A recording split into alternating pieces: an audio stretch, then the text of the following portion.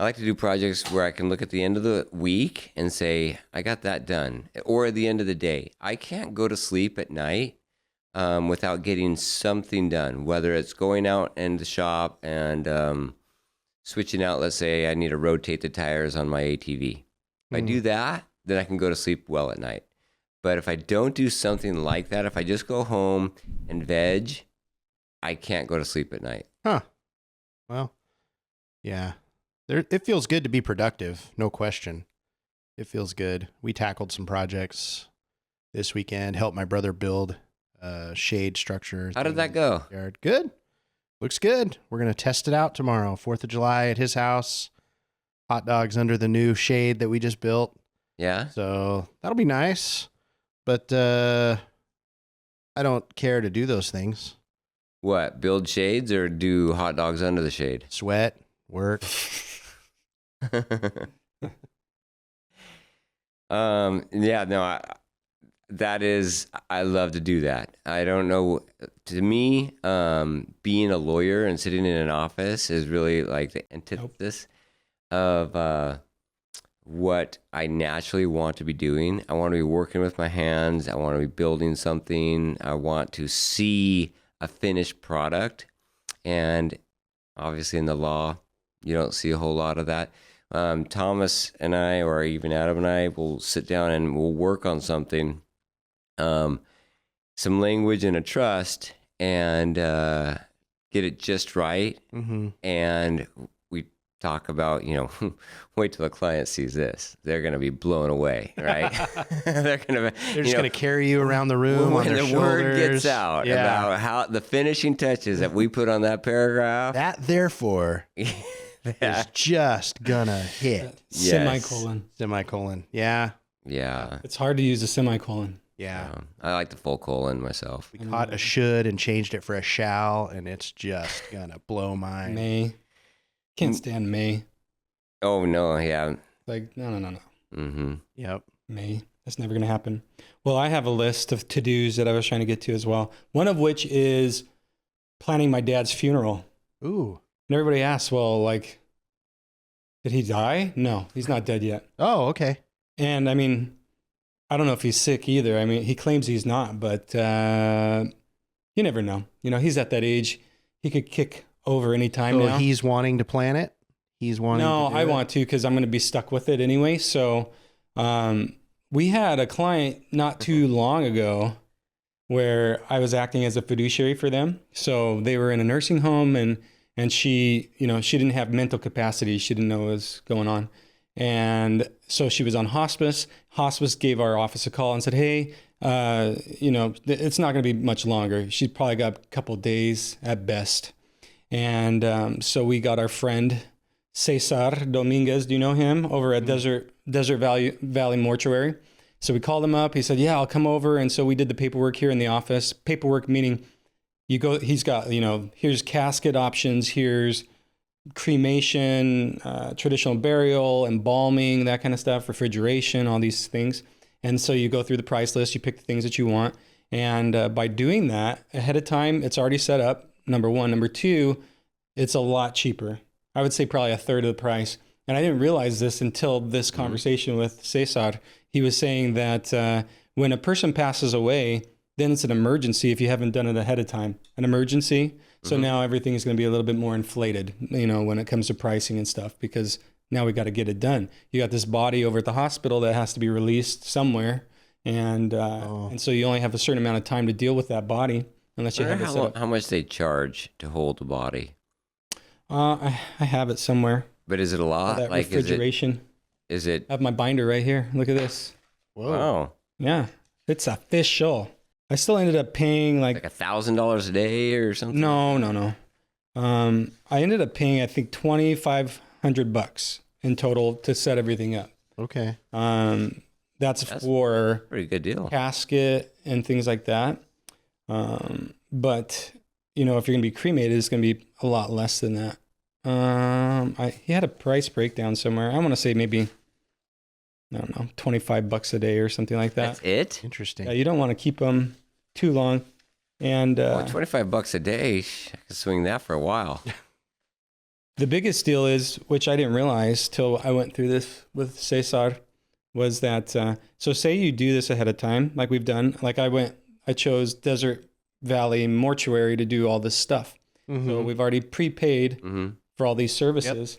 When the time comes, if the hospital doesn't know that you've done that, then they will release the body to any mortuary in town. And maybe they have like maybe the person in charge that day has like their buddy or their go-to mortuary. And so the body goes to that mortuary, and it might not be the one that you paid at. And so they can now cash in that. Usually use a life insurance policy to fund all this. So instead of me paying Desert Valley Mortuary directly, Cesar, so we put together the whole thing, all these services we want to do. Here's your price. And now he's going to put together a life insurance policy on the person. So it'll pay out when that person dies, but yet I'm the owner of it, but he's the payee. So Desert Valley Mortuary is the covers payee. The cost. Right. So when he passes away, that insurance company pays straight to Desert Valley Mortuary.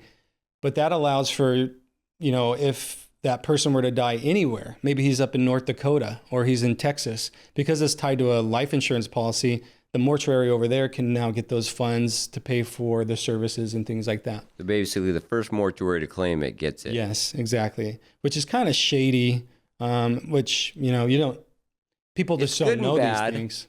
Because I remember back, I don't know, this was a big Dateline thing 20 years ago where they were interviewing or going after these funeral directors, and they were having prepaid funeral services that were non-transferable, and people would move, or they were taking the bodies and they were burying them in these mass graves, and they were not performing, the services that they were paid to do. And so what that does with the insurance policy is it gets it away from being linked directly to a funeral home that may change ownership and the management may go downhill a little bit, or like you're in a different location. So it gives you a lot more flexibility as to where to use that money.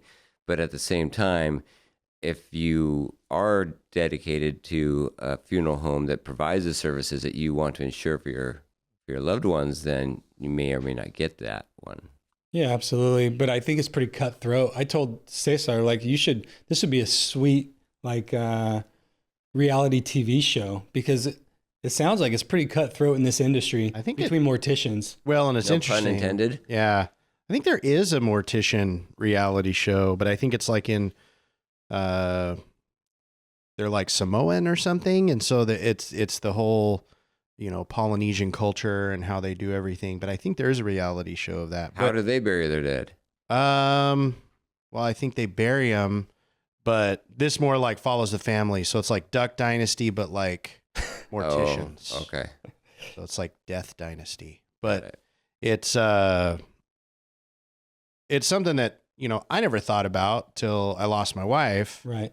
And then all of a sudden, you're thinking about these things. We knew it was coming. So kind of like you, we were able to plan it, explore, figure things out.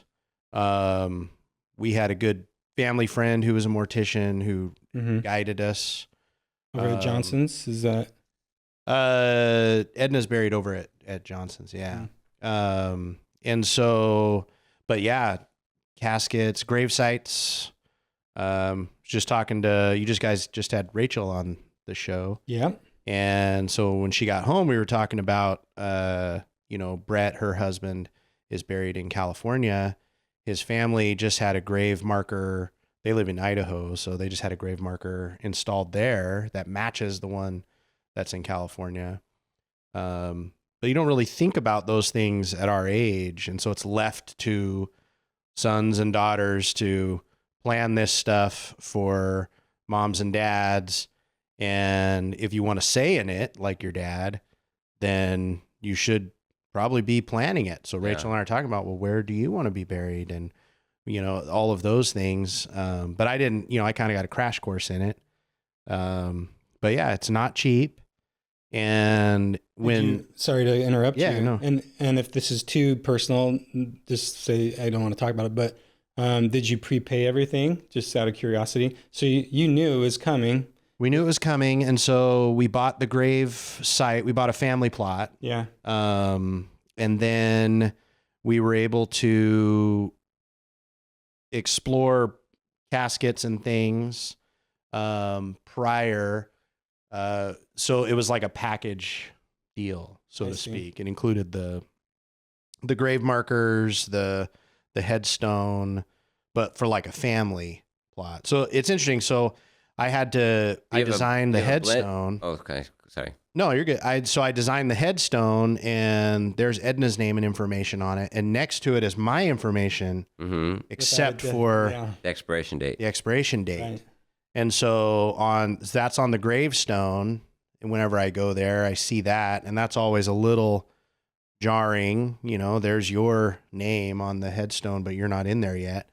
And then on the ground is a placard, a grave marker, same thing. And so there'll just be a little plaque that gets screwed on, you know, when my expiration date comes. And then next to that is my parents. Yeah. Will be buried there. So, and so we did it early enough that Edna was able to, she wanted to go see, you know, where she was going to be buried. So reluctantly, I took her. We weren't there very long, but yeah, she wanted to see that. Yeah, she wanted to see that. And I'm kind of glad she did, because it kind of, you know, if you die and you don't know where you're going to be buried, you don't know where you're buried, we assume. And we assume that they live on. And so I'm sure you do know where you're buried. But, you know, she was able to go, and there's a bench, and sit under a tree, and okay, this is where it'll be. But it kind of helps me tie her to that spot, because she was actually there in life. So that's kind of cool. I kind of appreciate that she wanted to do that. I don't know, you know, if I would have wanted to do that. I certainly didn't think about it until I had to think about it. So it's good that you're thinking about it. There was a movie with Robert Duvall. It's a great movie. It's called Get Low. I don't know if you've seen it. I've not seen it. I've heard of it. It's a good one. So this is a guy, it's set kind of in like the Old West, and he tells everyone, hey, I'm having my funeral. And so he decides, everyone in town hates him. He's got a horrible reputation. He's like the town pariah. Like, nobody wants to talk to this guy. He's a cranky old mean man. But he decides, why should everybody else get to enjoy my funeral? And I don't get to enjoy it. So he basically has his funeral we talk about prepaying. He actually has a pre-funeral, throws a big deal to get people to come, because everyone hates him. He says, I'm going to have a raffle, and whoever wins the raffle gets my land. Oh, nice. He's got 1,000 acres or 100, you know, he's got a cattle ranch, or I can't remember exactly what he has, but that gets everyone to come out because they want to win his land. But in the process, he gets to, people, you know, have to talk about him. Part of the deal is you have to say something about him and stuff. And so he's sitting there, and all these people are saying things about him, and really good movie. Interesting. They learn through what's said. Maybe he's not who they assumed he was, and those kinds of things. So it still has a good message, but yeah, maybe there's something to that, having the celebration of life while you're alive. Yeah, I agree. Might be kind of interesting. I think COVID really changed my perspective on weddings and funerals, because there were several there that I had to go. We didn't do the whole blowout thing for weddings. It was like in the backyard. You just get in there, get it done, and that was fantastic. Yeah, just come in, get the thing done, and leave. Like, it was great. Same with the funerals. Like, we would go to the graveside service. I love graveside services. It wasn't this all-day marathon where you go sit at the funeral for 2 hours, you know, and then you got to drive over to the cemetery, and you got to do that whole thing. So it's a whole day event. It's a lot. I mean, I say it derogatorily, but, you know. But then at the same time. But at the same time, come on. I got things to do on my Saturday. Well, that's life. You still have life to live. But when you're shopping, you know, for all this funeral stuff, it's difficult to, you love this person so much, you want this to be worthy of them and their memory, that almost it becomes, I don't care what it costs. Right. You're just going to do it. Yeah. And that's You know, the and challenge. these guys know that, which is, it's a fine line. We were fortunate that we had, you know, a good family friend in the business that was able to guide us and kind of keep me, the pitfalls. yeah, kind of, you know, let's do this. It'll save you some money and those, because initially you're just like, you know, You wanna I'll sell honor my them, but- house, you know, Yeah. take my car. You This wanna honor person's going to them. have, you know, the Taj Mahal, Mm-hmm. you know, and that's what you want. And so the reality is that's very expensive. Grave plots, I found out, are extremely expensive. Yeah. It's real estate. It's real estate. And then, you know, and it's forever, Mm-hmm. you know, it's not like it's going to be something else, you know, Timeshare. except for in Poltergeist, they built a neighborhood on it. So True. maybe someday. That cemetery. Yeah. I wouldn't mind coming back and haunting some people. That what you're talking about, that I'm so glad. That's one of the biggest things that I feel at peace about, is having this done ahead of time, because when I told my wife what the plan was with my dad, she was like, "Oh, no. We're not going to just put him in that." And I'm like, "No, we are. That's what he wants." I had the conversation with him. Yeah. He doesn't want this elaborate casket. He doesn't want any of that. He I wants certainly don't. this. Yeah. And I was the same way. I'm like, "What's the bare minimum?"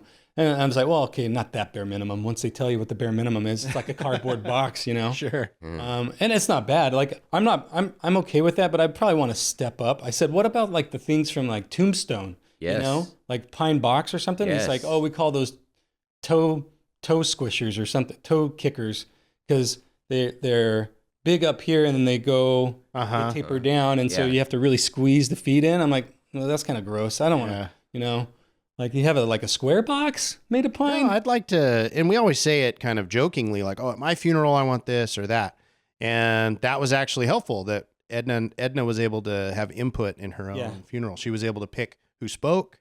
Mhm. She was able to pick what we ate Uh-huh. afterwards. You know, it was Yeah, her deal, and I appreciated that, because had I not done it with her input, I probably would have done it differently.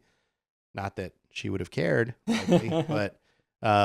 It gives you just a little bit of extra comfort and peace, knowing like we're doing what this person wanted us to do Mhm. for them. So your dad doesn't want a big, elaborate, you know, Show, gold-plated casket, you know? Uh-huh. And so that is, you know, it's part of them. And then when you go visit that gravesite, they had some say in that, you know? I think It's maybe part of there's them. a more like of a, I don't know if peace, but a resolution Mm-hmm. that maybe might come from that, knowing when the whole and maybe you know this better than anybody, once you go through the whole process, having had set it up and then knowing that Edna had a role in all that, there's a little bit more of a finality, rainbow maybe at the end of the whole Mm-hmm. journey. A little bit of closure, and In such a dark time, you still have the solace that yeah. this is how she wanted it. This is how this person wanted it. And we did it, right? The finality of all that. Well, and it's not something that we do, right? You know, we just don't think about that. You don't want to think about You don't want to think about it. We don't want to think about it. You guys are in trust, so you're Yeah, we think you're about thinking it about it every all day. the time. You know, you're getting paid to think about it for people. But but most people, this is very foreign. This is very, you know, I can't believe I'm here. Looking at caskets and those kinds of things, it's very jarring to go through that process. It's exhausting. There's a lot to it. Yeah. You know, transport, Mm-hmm. just everything. And so anytime you can have the mortuary, anybody say, "We're going to handle that," you're like, yeah, Yeah. where do I sign? Mm-hmm. Mhm. We're going to take that over, because you're, you know, usually right out of a super, you know, low traumatizing thing. And then at the same time, you're having to make financial decisions and decorative decisions and invitation decisions and write things out. It's exhausting. It's an The exhausting obituary. week or so. Yeah. Going through photos and putting together things and doing a program, and all of that is not something that you want to do, but you have to do. And then you feel, when I was in it, I was like, okay, this has to be her. This has to represent her life. This is it. Mm-hmm. We're not going to do this again every year. It's not a birthday. You know, this is it. You know, this is the summation of this person's existence, in a 1 hour, 2 hour service. Right. And that's heavy, that's heavy to deal with. I think there could be, as you're saying that, I'm thinking to myself, well, it reminds me of kind of like cramming for a test the night before. Mm-hmm.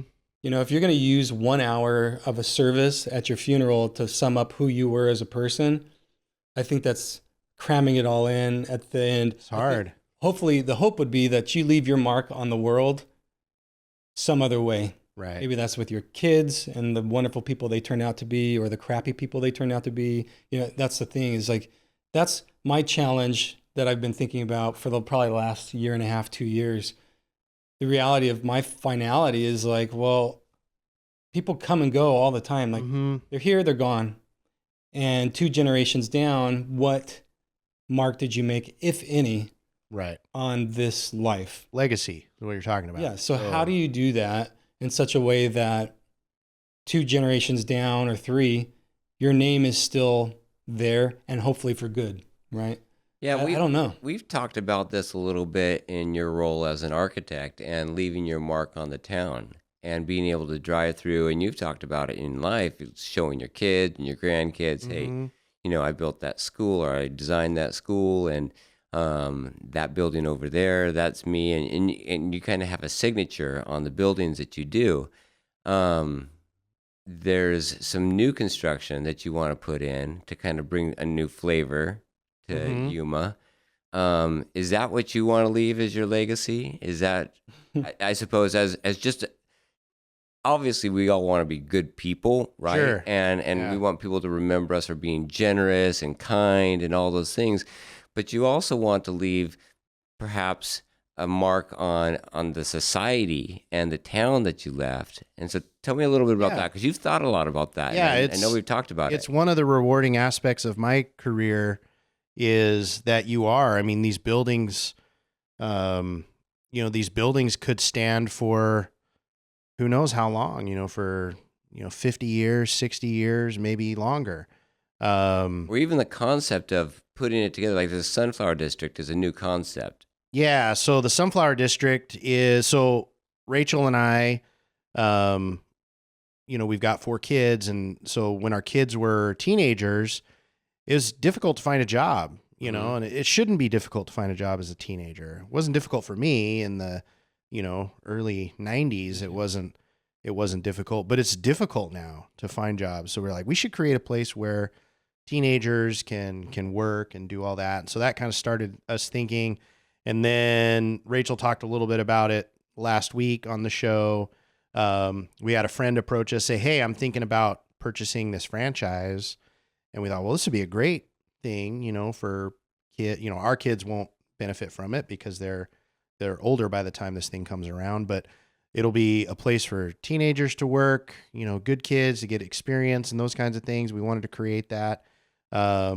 And so we started, and so our friend came and said, hey, I'm thinking about buying this franchise of this company called Twisted Sugar. And we said, let's try it out. So if you don't know what Twisted Sugar is, twistedsugar.com is imagine like Swig. So there are these franchise of soda shops, where they'll have hundreds of different drink combinations, but then combine that with like a crumble.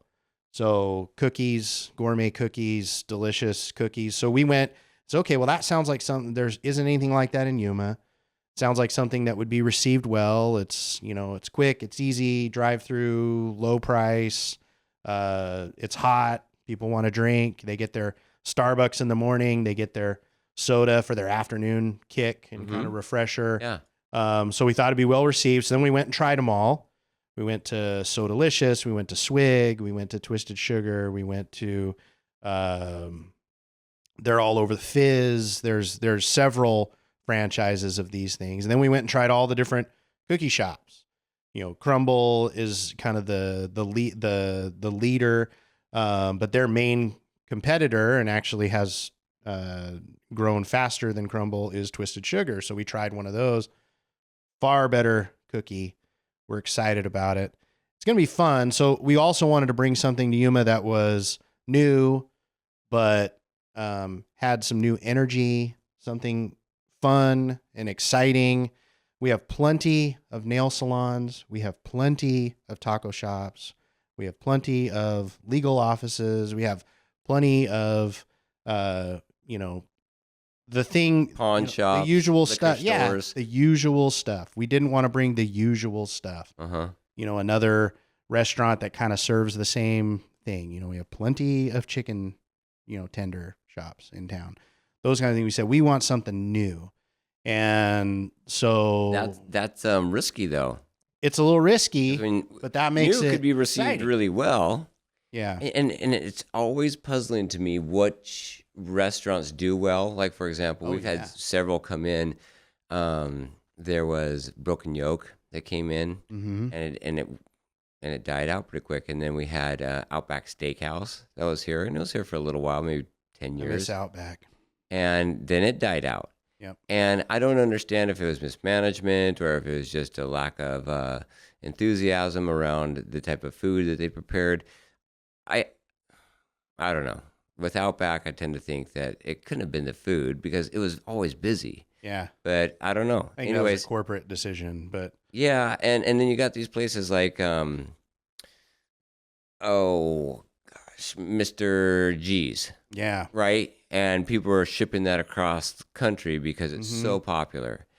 And how do you get something that just works its way into the fabric of the society where people have to have it and they're lining up for it? These Dairy Queens, there's always a line of cars for these Dairy Queens, and they're usually not in the nicest locations or facilities, but people are still lining up for them. Yeah. And so Horrible service. it takes forever. It's like, how long to fill that cone, right? Or blend that blizzard. Anyway, how are you going to make yours so it's the Dairy Queen or the Mr. G's? Yeah. So one is, I think what we struggle with in Yuma is it's not although there is wealth in this community, it's not a wealthy community. Does that make sense? Yeah. So the price point needs to be at a point where people from all different demographics can enjoy it. The sit down restaurant, not everyone can enjoy that all the time. The quick, fast food restaurant does better because people can get that all the time and can usually afford that. So the price point's got to be good, which sodas are inexpensive. It's a few dollars, a cookie's a few dollars. So you can get in and out of there for under $6 and have a drink that you can nurse for an hour or more. You can have cookies so you can get a little treat. There are some healthy things there too. So you can't swing all sugar, you got to have some healthy choices as well. Do you really? Well, I guess some people still prefer a banana to a cookie, but I don't know any of those people. Okay. But Yeah. they're out there, I'm sure. So there's that, but then also kind of the sabor, the flavor of Yuma, is something that we think this can work with. So when you have seasonings like tahine and those types of things, for the first time 2 weeks ago. lime, coconut. So these are all things that I think we'll weave in pretty successfully to our local, flavor. Every town has kind of like a flavor profile. You got your barbecue towns, you got your steak towns. Yeah. Yuma is a taco town. That's what we are. So we need to embrace that, but you need dessert after your taco. So this can weave in with that. And it's quick, accessible, we'll have a drive-through. So it'll actually be right across the street from the Dairy Queen on Avenue B. Will be our first location. Construction should start in a couple months. You'll start seeing signs going up. How many people will you employ? So when you buy the franchise, they consult with you, they plan with you, so they know kind of what we'll need. But I imagine we'll need, a dozen or so employees. We'll need a head baker. These cookies are made from scratch. These are not frozen balls that show up that we just throw in the oven that get shipped from Michigan or someplace. These are made from scratch, homemade every day cookies. I think there's 40 options. There's kind of 25 or so that are the mainstays that we always have. And then the signature cookie, which is delicious. It's a sugar cookie with coconut icing and lime, a fresh lime wedge. And when you squeeze that lime on that coconut, it's delicious. Which I'd never thought about lime going with that, but it's awesome. It tastes so good. So those ones will be there all the time. And then there'll be like monthly ones or seasonal ones that come and go. But you can buy one or you can buy dozens, it's kind of scalable. Okay. So it works on just for a birthday party. Yeah. It works on like a large scale. If you have got a whole event coming up, all the way down to, hey, I just want to swing through there and I don't want to get out of my car and go get a soda. I'm going to swing through the drive-through and get a soda. My favorite's the Raspberry Dream, which is Dr. Pepper. I go with diet, of course, to help a little bit. Diet Dr. Pepper, raspberry puree, so real fruit, just kind of smashed, in there. And then coconut cream. And yeah, it's delicious. I'd love to try that. Yeah, it's real good. Well, you'll get to. So that should open in the spring. So we're excited about that. And then our second location, we're currently working on negotiations for a location in the foothills. I've been which trying will to get open it next year. right next door to our office. We're working on that. Well, that's one of our options that we're looking at. But building and planning and design takes a lot of time. So when you see a new restaurant, like right next to my office, they're putting up that Bubba's 33. Yeah. That's going up, and I know what it takes, years usually to get to the point that is at. So when you're exploring the location, is that the right town to open this restaurant in or this franchise? What's Bubba's 33? It's owned by the same group that owns Texas Roadhouse. Oh, okay. And so it's it's got kind of a Buffalo Wild Wings feel, kind of a sports bar feel, but it's like home cooking barbecue food, I think. Okay. I've never been to one, but it is it's a chain. It's big and the building's huge. But it takes years to get to that point, so when you talk about, hey, we're going to open this or open that, it doesn't just pop up, within a month, you're up and selling cookies. Yeah. This is something that we've been working on. Our friends, which brought us the idea, have since moved away. He got a job offer somewhere else. So we're on our own with this, which we weren't expecting. But we're excited about it. Rachel's going to be busy because she's going to kind of run it, but I'll be, of course, there to support and help and eat cookies. That's what I plan to do. So you've got that cooking, but you've also got the Sunflower District, which is something. So the Sunflower District is a project that is also in the works. It's on the boards, as they say. But that is Yuma's first indoor food hall. So that will be built just north of Harkins Theater. So we got the mall, but we missed out on the food court portion of the mall where you go into this big open Yeah, we don't space have a and you food got court like you all had growing up in the indoor mall. So you're going to do just the food court portion So of it's it the food by the court. mall. It's by the mall. It's right off the parking lot of Harkins. We'll have spots for, I think the latest design has 18 vendors.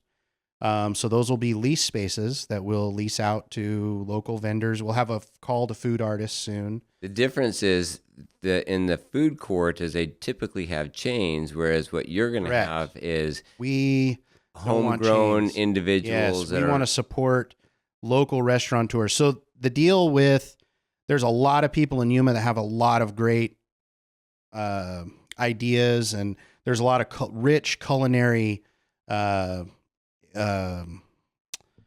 people here that enjoy different culinary experiences, but it takes a lot of money. It's hard. Banks don't loan to a startup restaurant. That's why you see the success of food trucks.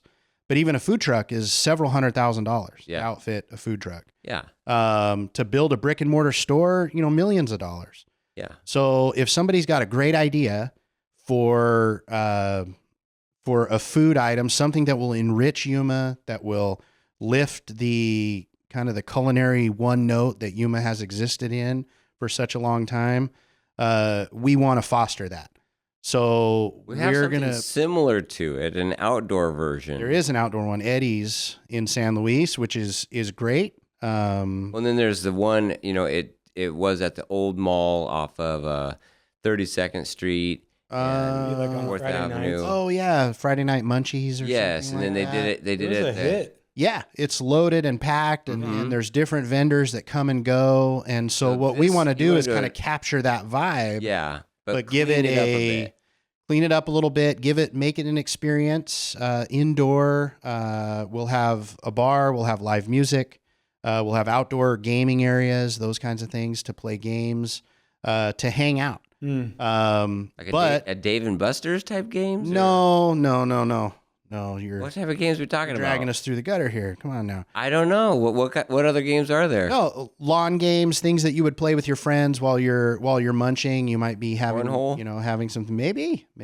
I hear you're good at that, so we'll see.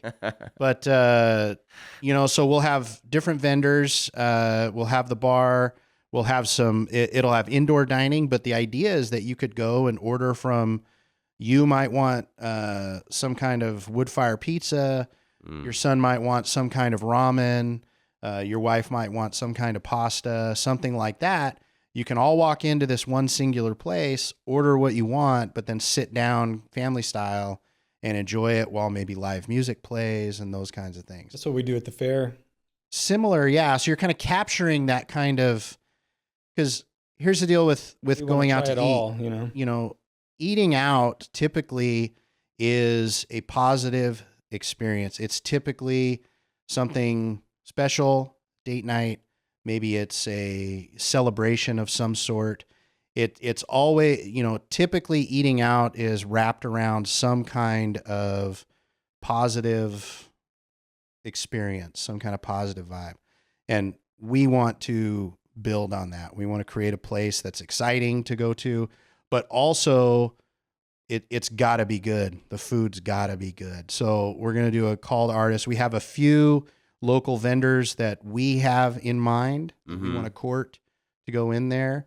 There's a couple. You don't want to say them over the air? Not yet. No, Oh, okay. not yet. So, but we want something different. We want something, different offerings. One of my problems with the Friday Night Munchies is it was kind of a lot of the same things.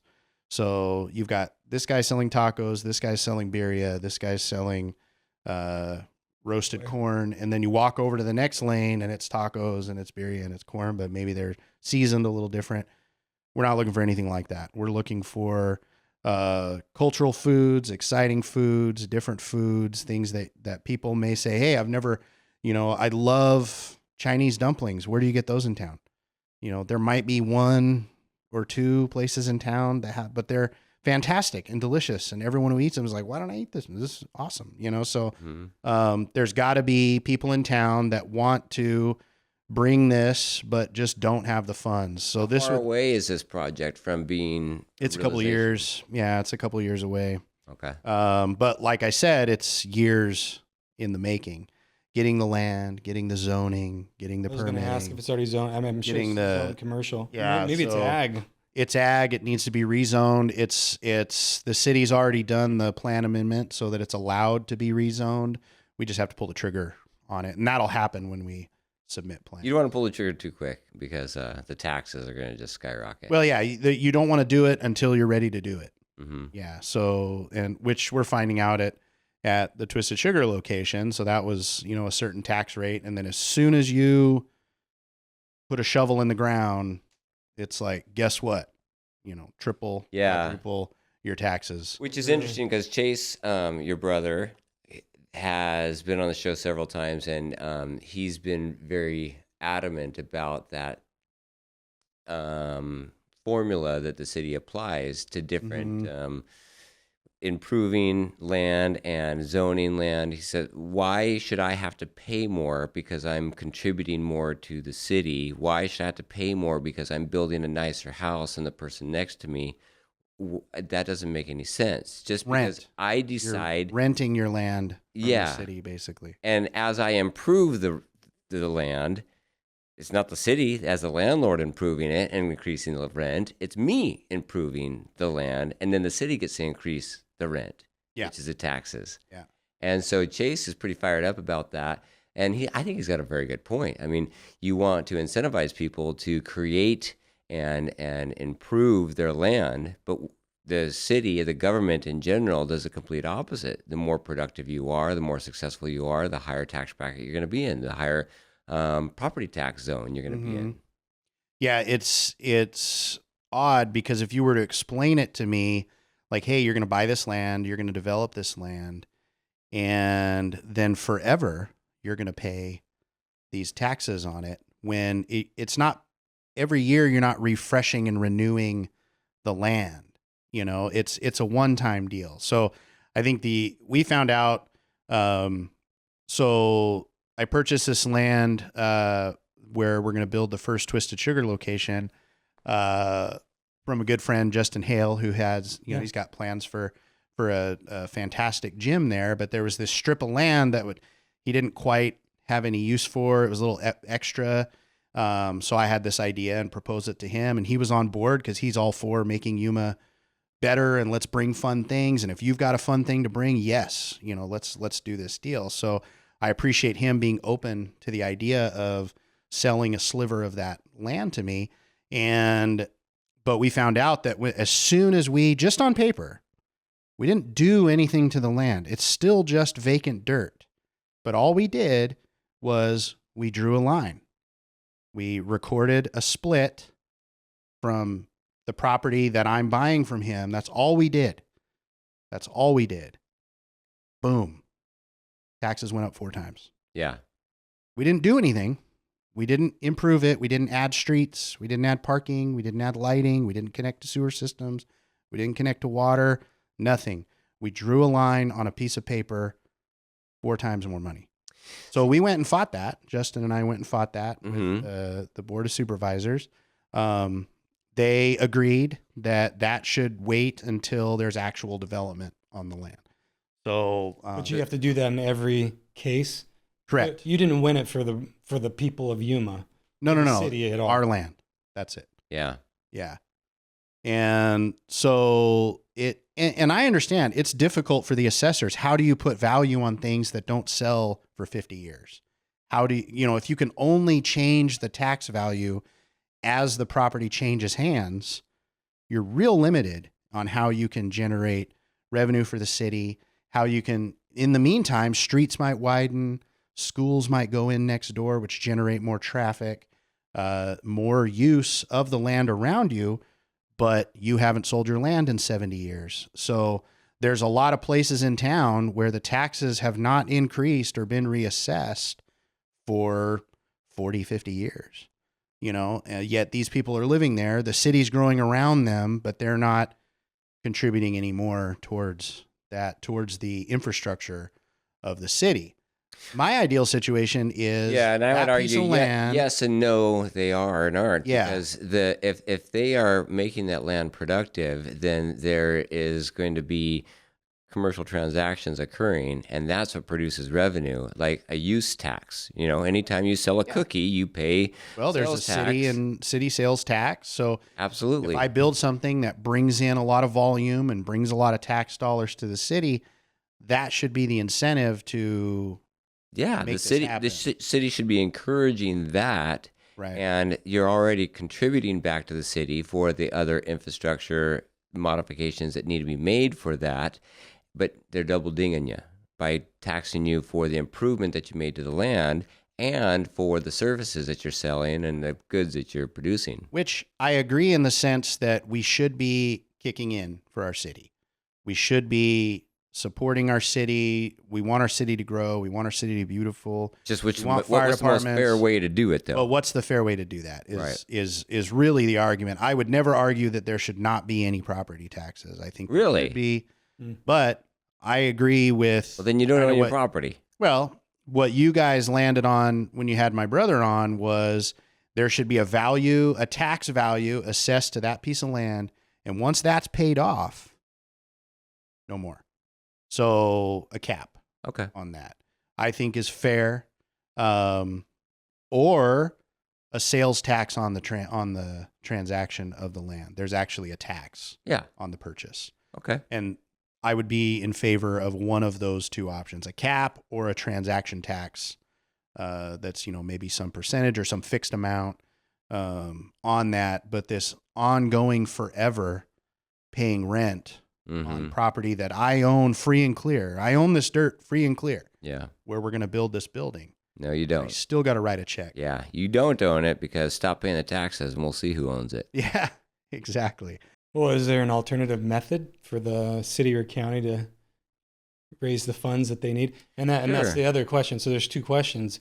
Are there alternate ways to do it? And secondly, why do they need our money?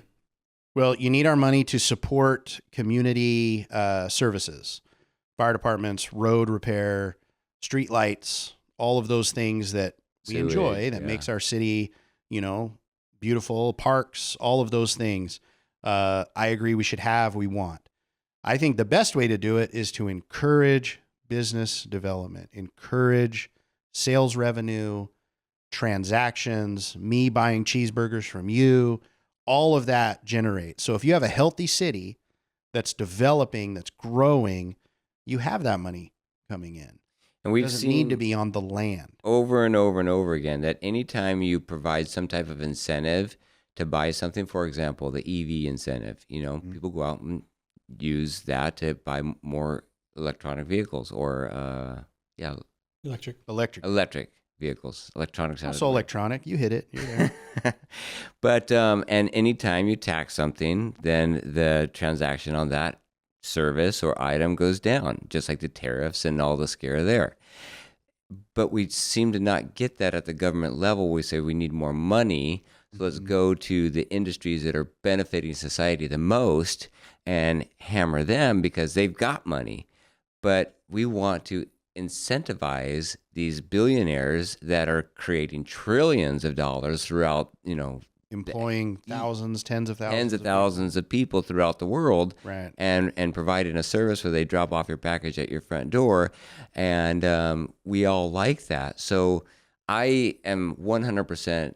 Every time you look at whether or not to do a tax, do we want that to diminish that activity, or do we want to increase it? If we want to diminish it, for example, smoking, okay, let's increase the tax on tobacco. Or drinking, okay, increase the tax on alcohol. If you want to increase that, so for example, creating new businesses and entrepreneurial opportunities, then let's give them a tax break. I think if you say, listen, I can take this bare piece of land that's been just like a blight in the city for a long time, and I can create something that's going to be productive, that's going to generate sales tax, that's going to generate other types of revenue and a positive impact on the community.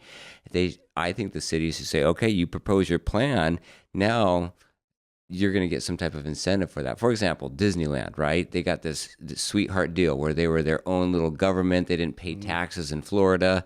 And they did that because they brought so much revenue from tourism to Florida. Well, that's the right idea. I think it maybe went too far, but I think it's the right idea. Right. I think all taxes should be capped. Everything. Once you've reached my level of contribution to the sales tax community, it should stop. What about income? Same. I agree. Yeah. I think that I'm only going to be using so much of the services, the infrastructure that's provided for, that I think once I pay whatever it is, tax on $250,000 of income, that's how much I'm going to be using of the infrastructure. The rest of it, I'm actually helping other people make money and produce their own income tax. And so I shouldn't have to pay after that amount. Now, what that percentage is on the first $250,000, that's what gets determined. But I think that once I make that $250,000, then the sky should be the limit. I think I should be incentivized to grow exponentially more because that's going to increase everybody. That's good. Yeah, but the philosophy is that if you get to keep more of your money, you'll just keep it. But why? So I can't. They need to take it from you, And you'll just sit on it and keep it. yes, that is the which we know isn't philosophy. the reality. It is not It's not the reality. It If never I has. have more money at the end of the year, I'm going to say, okay, now I can finally bring on that extra employee that I've needed, or I'm going to be able to pay my employees more. They're going to be able to buy. They're going to move into newer cars. They're going to buy into bigger houses. Now they're paying those taxes. And I'll create that satellite office. that's how. Oh, I'm going to create another. I'm going to build another office. I'm going to stretch to another community. I'm going to do these things. But the mindset that these billionaires are sitting on billions of dollars is just completely false. Yeah. Why would they? Most of that billions of dollars is in assets, real estate, research and development, growth. They're putting it back into their businesses. Yes, are they enjoying a lifestyle of a billionaire? Absolutely. And more power to them. They created that. They didn't take that billions from other people. They generated it. Right. They generated and that is the false narrative. That's the false narrative. Yeah. Somebody that has billions doesn't make that. They take it. And it's like, well, if it's capitalism, then everybody that contributed towards that billionaire's net worth did it voluntarily. The Right. billionaire didn't walk around with a gun and No, and if you have $1 billion force them to use business their in town, web or services. $1 billion business owner in town, that it's likely that $1 billion business employs more than that person, and those people go to school and occupy the schools. Those people pay taxes into the system. Those people buy cars, drive cars to and from work. So everyone is benefiting off of this billionaire. yeah. And so to criminalize making money is such, in my opinion, at such opposition from the spirit of America that it's hard for me to understand why anybody would begrudge somebody for making money. Now, you could talk about how they made their money, what their business is. Is it a positive business, or is it, making cigarettes? But then or you're those kinds of legislating things? morality. What's that? Then you're legislating morality, which I think Correct. is impossible to do. Yeah, you can't do that. And at the end of the day, these billionaires have landed on something that the people want. Right. They didn't just say, "Hey, I'm going to wake up tomorrow, I'm going to be a millionaire." No, they said, "Hey, here's a, we talk about the things we hate. Here's something that I hate. I've got a solution to solve it." Guess what? Tens of millions of people enjoy it, love it, and are willing to give me money to provide this product or this service for them. Mm-hmm. So, I mean, how many times do people start a business and the people don't want it? Well, they don't become millionaires. They fail. Right. That's how it works. But you want to create, billionaires, millionaires, thousandaires. You want to create that in your community because that's what gives the community health and wealth, beautification, and all of those things. You can't have a community that's only middle class. You can't have that. It doesn't work because everybody's just, I'm selling you a cheeseburger and then I'm buying a cheeseburger from you. It's a net zero. Right. You've got to have that mix of wealth because that wealth then employs, then improves, then grows. Well, and what's interesting is there isn't a class of billionaires that they started that way and then, went throughout their life as a billionaire. Every billionaire that I know of didn't start out with $1 billion. Yeah. Right. Now, I don't have a whole lot of billionaires that I'm telling me friends with. Yeah, are you hobnobbing with billionaires? Yeah, no. Behind my back? Exactly. But you were down here with us. But I'm saying we look at the story of all of these, the Jeff Bezos, the Elon Musks, the Mark Zuckerbergers, the Bill Gates. Cheeseburgers. That's right. Yeah. That's mine. Yeah, the Bill Gates. And all of these individuals were not born billionaires, right? Most of them were not. Yeah, they built it. none of them were, Yeah, right? Or finished college. Exactly. And so, but what they did is they went through and they went up the the chain, and they risked it all, and they put together an idea that people really liked and signed on to, and voluntarily gave their money to receive the services that they provided, and then they received their billions for it. And so this idea that billionaires are this class of people that should be demonized and therefore taxed heavy because they've taken the money from the proletariat, the poor people in the communities, is not only false, but an individual like me, for example, I went from living off of potatoes and ramen when I was 20 years old to now I can afford to go out and eat and to contribute to restaurants like this Sunflower District that you're going to put together, and I can buy a new car and I can do the nicer things because I've worked and in my lifetime went through several different tax brackets.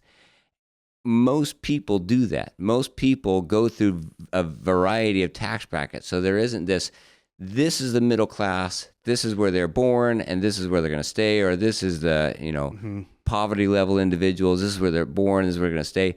Maybe the most stagnant would be the poverty level individuals, but that might be because there's too much incentives to be in that. Could be. I would argue, or too much of a gap between the incentive to get out of it. Yeah.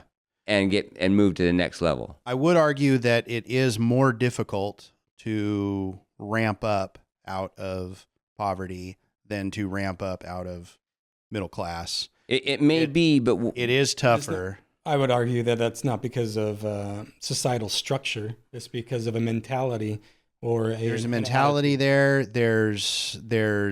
But what I would argue, I would say it's more difficult, but I would say there is the opportunity.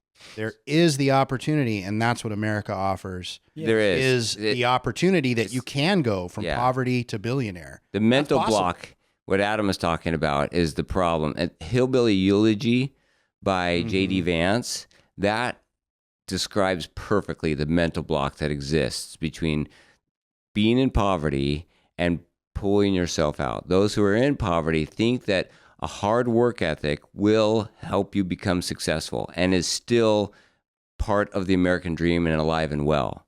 Right. But those individuals, it was interesting because a lot of individuals were interviewed that were living on food stamps and in that, poverty demographic, and they all felt that hard work would bring you up out of poverty. And then you look at them and they're sitting on their front porch all day. And so he describes it well, that it is possible they even understand it, but the incentive to stay below the poverty level on the books is too high because the government contributes to that lifestyle enough that why? It's going to take a big change, a big shift in how many hours I work a day to get from the amount that I'm getting for free to more than what I'm getting for free because of my work. Right. And that's the problem, I think. Yeah, I agree. I think it's an enabling that the government does. So the government comes in and they say, we want to fix this issue. All people should be wealthy. All people should be upper class, middle class. And so this is how we're going to do this. And then they put these regulations such that they're trying to equalize or make this person on the bottom be able to come. That's never going to work. You can't legislate that. And then really it's a mentality problem, what Shawn's talking about. Now I think that's what I see. So when you made the comment, well, yeah, I would argue that it's harder to come out from here than it is from, I don't know about that. I mean, I think reality is a person either has it mentally or they don't.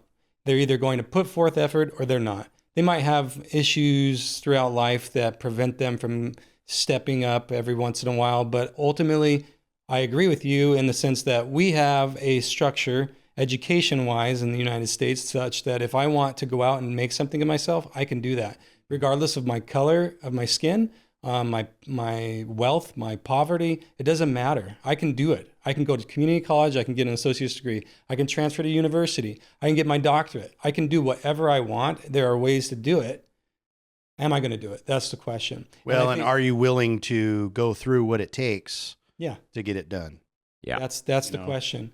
And the government can't The government cannot force that, and they never will. No. And so as a consequence, now we're stuck in the system where the government enables everything because they want everybody to win. They want everybody to be, in middle class. They want everybody to stay alive during COVID. It's But not again, going to you happen. can't have everyone be middle class because then who's employing That's the middle true. class? You have to have the There people is a that own pecking the order, capital. and there always will be. You can't solve it by pulling people down. That's not, you have to lift people up. And the way you do that is there has to be people out of the hole with ropes and pulleys and systems to pull people up out of the hole. Yeah. So you can't have everybody jump down in the hole and then lift each other up like that. That doesn't work. You have to have these billionaires, these millionaires, these people that have these, granted, some of those resources they might have gotten just because of who they were and how they were born and where they lived. But are they using those resources to pull others up out of the hole? I would argue yes. And they are employing tens of thousands of people, the other aspect, paying good wages, providing products that you and I are willing to plunk down, $400 a month for my phone bill. Yeah. I'm willing to plunk that down, those kinds of things. It all feeds for growth. It all, if you've got a great idea, and that's really what's exciting about the Sunflower District. If somebody comes to us with a good food idea and they just don't have the money, well, let us help. Let us help. We believe in that idea. We want to foster that, grow it, incubate it. And then maybe those people will decide, hey, I've outgrown this. I'm super successful now. Now I've got the money to go and open a brick and mortar restaurant or do these kinds of things. But it takes planning, it takes money, it takes time to give somebody an environment where that idea can now foster and grow. It doesn't just happen, and it's not going to happen by everyone being middle class, because then again, how do you Yeah, it's not possible. Yeah, it never will be. So one point that I want to make, and I know we're running out of time, but I want to make it anyway. Go ahead. Your show. It's your show. So Show. who Your show too, Adam. Thank you. you're saying somebody has to be higher up in order to give the opportunity, to give the loans to individuals that want to float an idea and put their blood, sweat, and equity, their time and energy, their genius into this certain idea. And the government thinks that it is in the best position to control those resources, where my argument would be, well, let's look at who actually created those resources. The government doesn't actually have any resources. If anybody's taking the billions, it's the government. The billionaires aren't taking it. They're being contributed to by a voluntary public.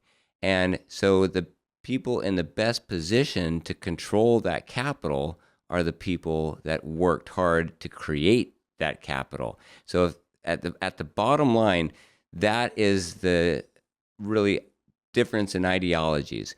Who should be controlling capital? Should it be the government and controlling how it's distributed among the people, or should it be the individual that has demonstrated an ability to create capital and therefore produce it and has the ownership of that capital and has got their wealth on the line when they redistribute it in the course of trying to grow it additionally and spread it throughout society?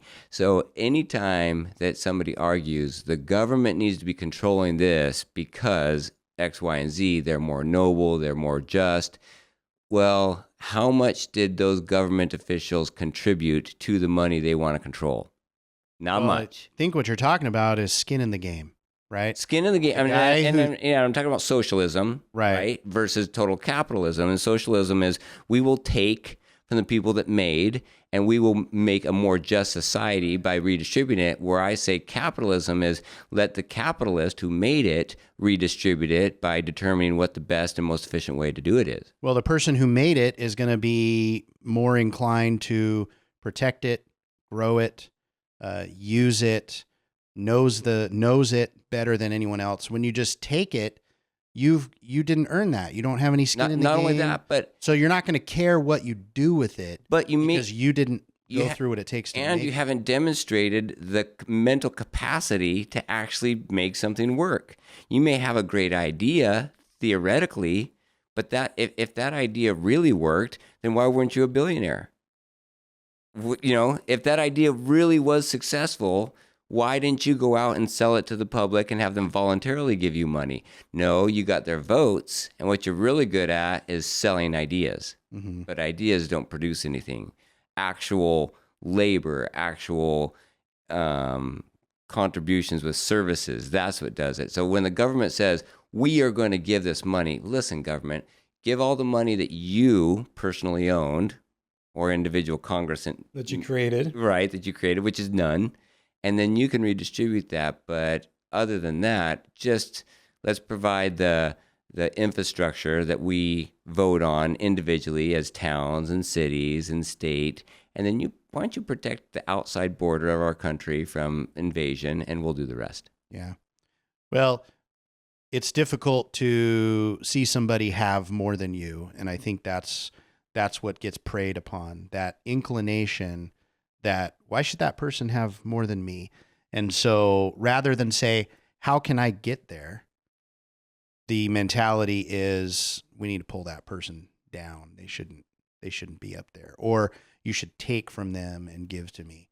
And so if unfortunately that is a natural human instinct, doesn't make it right to take. And so that's the struggle that we have. So if you have politicians or government that plays on that instinct to take, and yes, we should take, and you know what? I'll take it for you. That's immoral. That's illegal. It shouldn't happen. It is difficult sometimes to see people that have more than you, that have a bigger house, a better car, a prettier family, whatever it is, that it's our human nature to look at that and go, does that guy deserve that? I do it all. I'm just as guilty. I do it all the time. That guy deserved that. He's got that.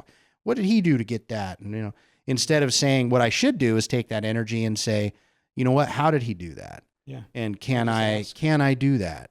And you know what, he did it that way. Let me give it a shot and let me see if I can do that. So instead of taking, we should be fostering, here's how I did it, and you can do it too. And let's do it together. We should have many, many, many more billionaires, ideally. That would be wonderful, because those billionaires will employ tens of thousands of people. That's what grows the middle class. That's what brings people up out of poverty, is opportunities, job opportunities.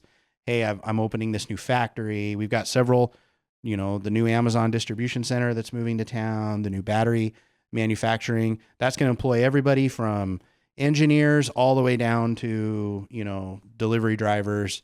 And it's going to employ those people. And it'll provide an avenue for those people to move up within that company or be exposed to an experience they didn't think they were good at, and discover that they're good at it.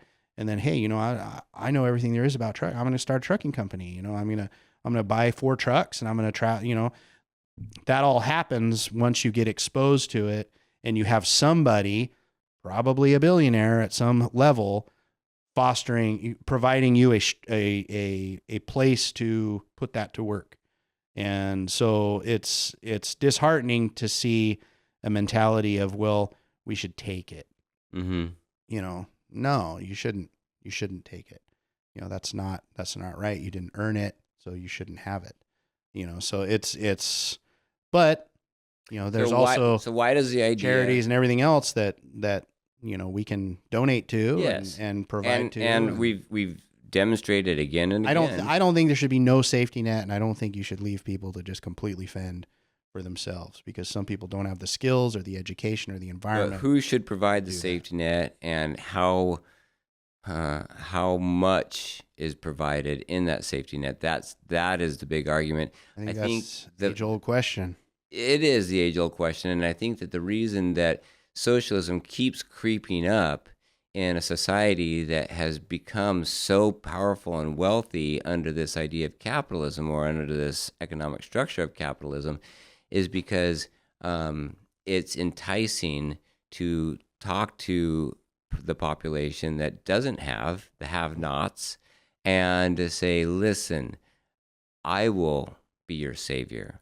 I will come in and make things right. These people over here, these minority capitalists that have everything, they have it because, and they'll make up whatever story, and it's always different, but whatever it is, it doesn't matter, because the people that don't have at the time of the life that they're in, that, area of maybe poverty or lower class, then they say, yeah, okay, I like that idea. I like being able to get, and if I can assign some level of justice for getting something that I don't work for just because I vote for this politician, then absolutely. And that's why those ideas keep creeping around despite their 100% track record of failure.